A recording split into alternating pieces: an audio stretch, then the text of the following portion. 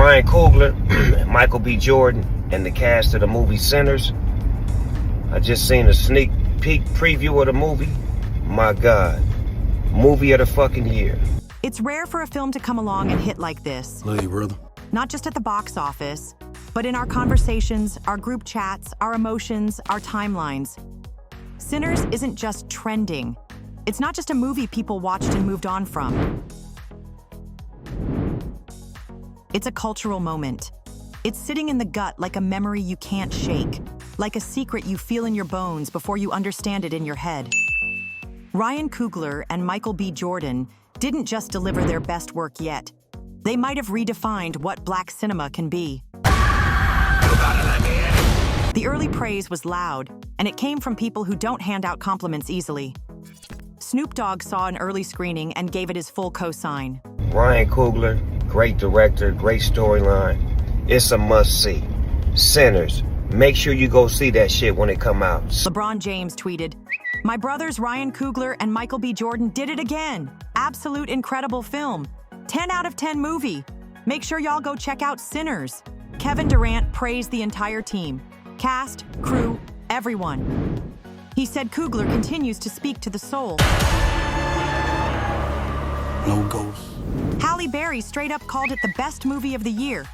And then you have Spike Lee, the legend, who said he hadn't had an experience like this in a movie theater in years.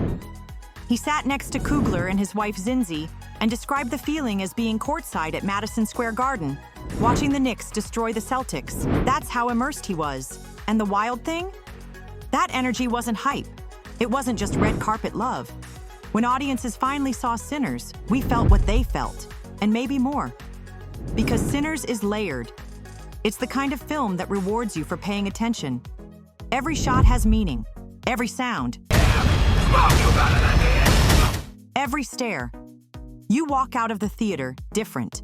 And maybe, if you grew up around juke joints, family drama, church, sin, soul, or southern ghosts, you walk out haunted in the best way. There's a scene midway through the film that's already being called one of the greatest sequences in modern cinema. The juke joint performance. No cuts, no edits, one continuous shot. And the camera doesn't just film what's happening, it dances through it. You've got a griot strumming ghost notes on a proto-banjo, a Bootsy Collins-type guitarist going wild on electric, a ballerina, a twerker, a DJ scratching in an 80s breakbeat, a Chinese opera singer. Somehow, it all works. It's chaos, but it's beautiful.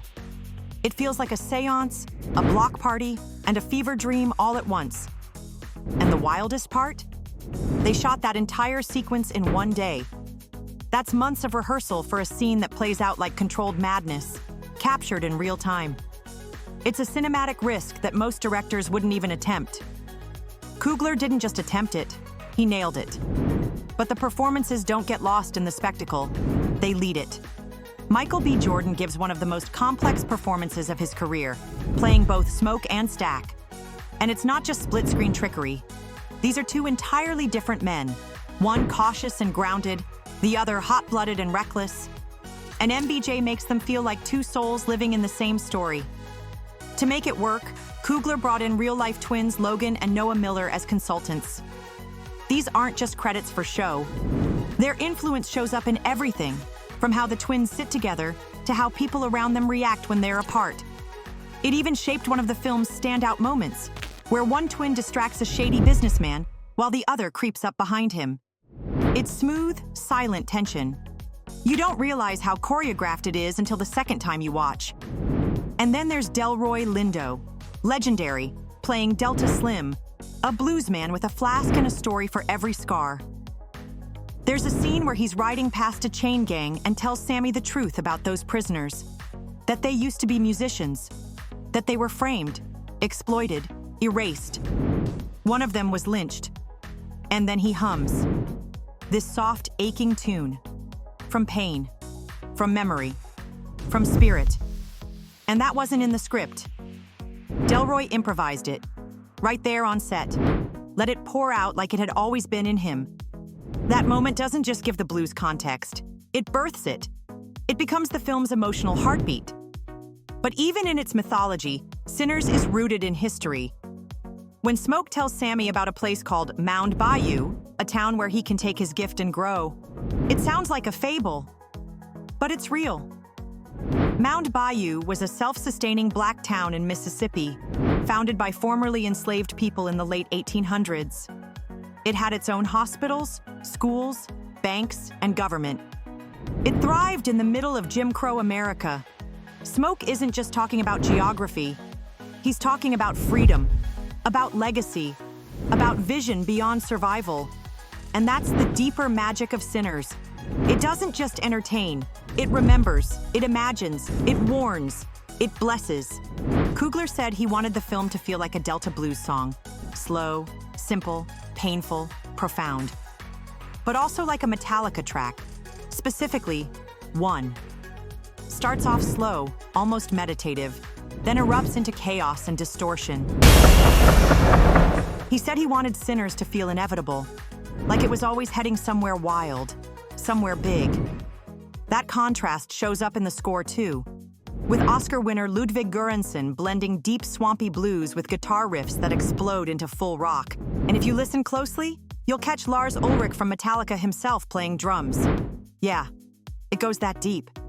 Was introducing him to my buddies, Noah and Logan Miller, who they're actually from the North Bay. They from up top, not far from where Pac went to high school. Right. Marin County. Yeah, exactly, Marin County.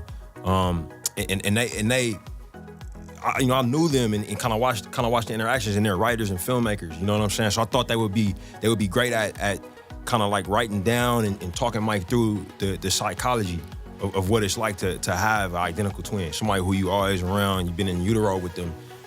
Sharing clothes, sharing bedrooms, sharing everything. And some of the insights to those conversations. Even outside the theater, the storytelling continues. There's a hidden section on the Sinners Spotify page that reveals even more lore. Newspaper clippings about mafia turf wars, missing liquor, masked bank robbers, and a shipwreck tied to the film's most mysterious character. These aren't just Easter eggs, they're breadcrumbs. Coogler built a world big enough to get lost in. So yeah, if it feels like Sinners has the culture in a chokehold, that's because it does. It reminds us of our power, our pain, our imagination, and it refuses to be just another movie that comes and goes. You don't just watch Sinners, you experience it, you carry it, and if you let it, it carries you right back.